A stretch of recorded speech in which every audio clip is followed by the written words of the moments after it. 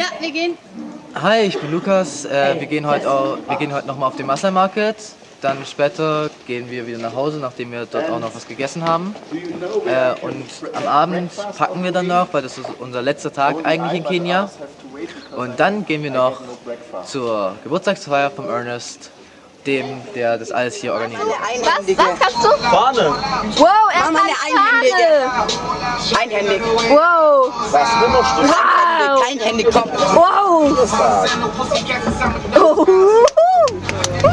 I am Norbert. I am a wizard. Do you see the chance logo? Okay. I want actually. No chance logo. But everything I can do in one side, I can do it in the other side. Okay. I want actually.